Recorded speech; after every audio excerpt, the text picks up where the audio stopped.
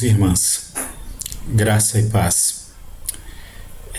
Vamos neste momento meditar na palavra do Senhor. Hoje é um tempo em que eu separei para trazer a cada um de vocês uma palavra para edificação familiar. Eu quero que nós nos voltemos para os Salmos. Vamos meditar nos Salmos. Os Salmos, eles trazem para nós a experiência de vida do salmista, eles trazem para nós a experiência mais profunda da fé, da emoção, do enfrentamento das circunstâncias e situações as mais adversas e o testemunho do salmista, de como ele fez isso.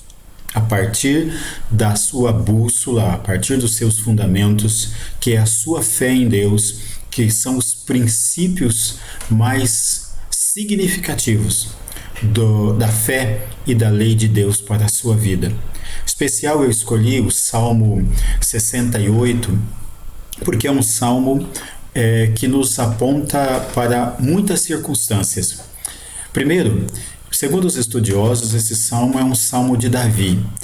Possivelmente seja um dos salmos da procissão que Davi faz, da jornada. Ele vai buscar a arca na casa de Obed e vem com aquela festa toda. E durante esta jornada, esse trajeto, então esse salmo é cantado. Ou ele é narrado da história que ali aconteceu. Mas por trás de tudo isso está a convicção, o entendimento do salmista de quem é Deus para ele. Em tempos difíceis, em tempos tribulosos, em tempos em que nós não conseguimos olhar e criar cenários altamente propositivos para nós, para o futuro, é muito importante olhar primeiro para o passado, perceber o que está acontecendo no presente e aí sim, a partir dos fundamentos que este passado e este presente nos mostram, olharmos para o futuro e entendermos que as promessas de Deus podem ser cumpridas e Ele cumpre, Ele é fiel para fazê-la. Então, eu quero convidar você a olhar para esse salmo. Só mais um detalhe, esse salmo também fala de Davi como rei, trazendo o fundamento do culto, o tabernáculo para Jerusalém, e edificando o seu reino em Jerusalém. Isso vai ser fundamental para as profecias messiânicas, em que Jesus desenvolve o papel de profeta, sacerdote e rei. Os escritores do Novo Testamento vão encontrar material para entender palavras proféticas. Por isso esse salmo também é entendido como um salmo messiânico. Mas mais do que isso, ele celebra o governo de Deus. Então nós vamos olhar para o salmo, primeiramente a partir do versículo 1 até o versículo 6. Olha que nos diz o salmista: levanta-te, Senhor, dispersam-se os seus inimigos. Da sua presença fogem os que os aborrecem. Como se dissipa a fumaça, assim tu os dispersas, como se derrete a cera ante o fogo, assim a presença de Deus perecem os seus inimigos. Os justos, porém, se regozijam, exultam na presença de Deus e folgam de alegria. Cantai a Deus, salmodiai o seu nome, exaltai o que cavalga sobre as nuvens. Senhor é o seu nome. Exultai diante dele. Pai dos órfãos e juiz das viúvas, é Deus em sua santa morada. Deus faz que o solitário more em famílias, tira os cativos para a prosperidade. Só os rebeldes habitam em terra estéril. Nós podemos ver aqui 3 cenas. Mas primeiro, isso é uma exortação ao louvor. É um ponto de quem é Deus. E nestas 3 cenas nós podemos encontrar em primeiro lugar a imagem de Deus como um guerreiro vitorioso. É só olhar os versículos de 1 e 2. Se nós voltarmos para Números 10, 35, nós vemos ali uma expressão que já foi usada por Moisés e que Davi vai retomar aqui, falando de quem é Deus. Deus como aquele que poderosamente age. Ele é conhecido como Yahvé Tsabaoth, o Senhor dos Exércitos, aquele que vai à frente das batalhas, aquele que guerreia em favor do seu povo. Toda a trajetória de Israel aponta exatamente para isso, para um Deus que batalha por nós, que se importa com as lutas que cada um de nós travamos. Um Deus que está atento às circunstâncias nas quais estamos vivendo. Também nós podemos encontrar no versículos 3 e 4 a ideia de um cavaleiro celestial, né, que vai guiar o seu povo pelo deserto. Né? Se nós olharmos para esse salmo, nós vamos ver eles passando pelas circunstâncias mais difíceis, mas Deus levando eles para onde eles devem ir. E aí nós vemos ele como um juiz, né? Deus como juiz, governante e protetor dos desamparados. 3 imagens: o guerreiro, o cavaleiro, aquele que vem e age poderosamente, e o juiz. Deus está cuidando do seu povo. Quando nós olhamos para a lei de Moisés, o cuidado do órfão, o cuidado da viúva, ou seja, daqueles que se sentem desamparados, aqueles que não têm ninguém para defendê-los. Deus é a sua defesa. Eu não sei como você está se sentindo nesses dias de pandemia. Lembre-se, Deus guerreia as nossas batalhas. Ele é quem vai à frente das nossas lutas. Deus é aquele que planejou a nossa salvação. Ao olharmos para esse salmo e pensarmos na saída do povo de Israel do Egito, nós vamos ver Deus conduzindo eles passo a passo pelo deserto, providenciando tudo o que eles precisavam, suprindo as suas necessidades, dando vitória sobre cada exército inimigo. Cada levante do inimigo tem a sua derrota, porque Deus é quem batalha por eles, Deus é quem guia a vida deles. E Deus não deixa ninguém injustiçado, desamparado, abandonado. Nesses momentos de contingência, muitas vezes a gente pergunta: e agora o que vai ser? Deus está contigo. Esse é o Deus de Davi, esse é o Deus de Israel. Olhemos para os próximos versículos. O 7 começa assim: ao saíres, ó Deus, à frente do teu povo, ao avançares pelo deserto, tremeu a terra, também os céus gotejaram, a presença de Deus, o próprio Sinai se abalou na presença de Deus, do Deus de Israel. Copiosa chuva derramastes, ó Deus, para a tua herança. Quando já ela estava exausta, tu a restabelecestes. Aí habitou a tua grei, em tua bondade. Ó Deus, fizestes provisão para os necessitados. O Senhor deu a palavra, grande é a falange das mensageiras das boas novas. Reis de exércitos fogem e fogem. A dona de casa reparte os despojos, porque repousais entre as cercas dos apriscos. As asas da pomba são cobertas de prata, cujas penas maiores têm o brilho flavo do ouro. Quando o Todo-Poderoso ali dispersa os reis, cai neve sobre o monte Zalmon. O monte de Deus é Bazã, serra de elevações é o monte de Bazã. Por que olhais com inveja, ó montes elevados, o monte que Deus escolheu para a sua habitação? O Senhor habitará nele para sempre. Os carros de Deus são 20.000, sim, milhares de milhares. No meio deles está o Senhor. O Sinai tornou-se seu santuário. Olhemos então aqui para esses versículos e encontremos nele, primeiro, a salvação de Deus. É essa salvação que nos liga, né? Nós, gentios, àquele povo do passado, o povo de Israel. É esta salvação que nos faz entender Antigo e Novo Testamento, Velha e Nova Aliança, todas com um único projeto. Quando nós lemos a Bíblia de Gênesis, Apocalipse, né, é o Mysterium Salutis, o mistério da salvação. Todos os livros apontam para isso, para um agir de Deus salvífico. Israel experimenta isso, a igreja experimenta isso. Quando nós lemos os Salmos, nós nos vemos neles, o agir poderoso de Deus. Deus tem um povo, Um povo que é formado de todas as tribos, de todas as línguas, de todas as nações, porque foi comprado pelo sangue do Cordeiro. Mas nós precisamos olhar 3 imagens nesses versos. A primeira é a marcha de Deus, de 7 a 10. Deus como guerreiro, Deus como o cavaleiro que guia, Deus como juiz vem na direção do seu povo que está sendo oprimido no Egito. E ele os liberta, e ele os guia, e ele os orienta, dá-lhe a sua lei, faz com que por onde ele passe, a terra trema, os reis fujam, faz com que o inimigo se abale, que os montes se abalem e fumeguem, porque Deus é grande, irmãos, porque Deus é maravilhoso, é tremendo, Ele é o Altíssimo, Ele é Elohim, Deus dos deuses. É esse Deus que nós servimos, é esse Deus que escolheu Abraão, Isaac e Jacó, é esse Deus que nos escolhe, é o Deus que age e que marcha para nos conduzir em triunfo.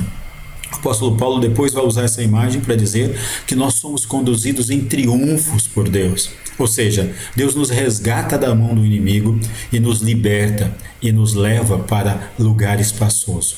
Fala aqui do Salmo da libertação do Egito. Nós podemos pensar da libertação do pecado, deste mundo mau, da nova Jerusalém que Deus está prometendo para nós. Pense nisso. Versículos 11 a 14 nos fala da vitória de Deus. Nosso Deus, quando empreende uma batalha, ela é vitoriosa. Deus não entra em nada para perder, porque Ele não é perdedor. Ele estabeleceu a vitória do seu povo e essa vitória vai acontecer. Se nós olharmos detalhadamente, como vemos lendo a Bíblia, nós vamos ver que o povo sofreu. O povo enfrentou lutas. O povo suou. Alguns deles ficaram pelo deserto, muita dor, luto.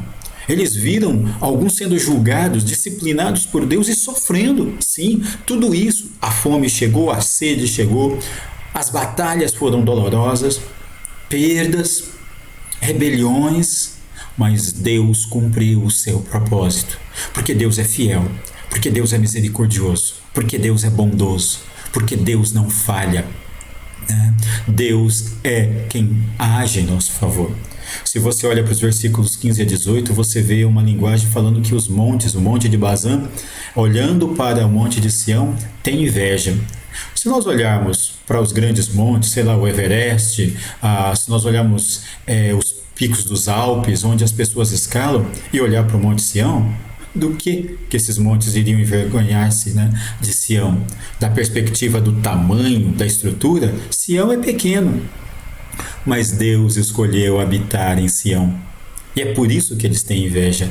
O Todo-Poderoso, o El Shaddai, o El Elyon, o Altíssimo, o Jeová Jireh, o Deus da providência, Yahvé Tzadkenu, Jeová, o Yahvé Tzadkenu, o Deus da justiça. O Deus, que é o nosso pastor, Yahvé Roi, decidiu habitar em Sião. Essa procissão é para isso, para mostrar, para exaltar, para testemunhar esse lugar de agir de Deus. E meu irmão, minha irmã, onde Deus habita hoje? No meio dos louvores? Na igreja? Quem é a igreja? Não sou eu, não é você? A Bíblia não diz, Paulo não diz que nós somos templo de Deus vivo? Pedro não diz que nós somos pedras vivas que constroem o edifício da morada do Senhor? Por que então que nós ficamos temerosos? Por que então que o nosso coração se derrete no meio dessa crise que estamos vivendo? Seja ela por causa da pandemia, do vírus, seja ela por causa da crise econômica que está se avizinhando, seja ela por causa das perdas. Irmãos e irmãs, o vírus não tem poder da morte eterna. Temam antes aquele que pode destruir a alma e lançar o corpo, a alma no inferno.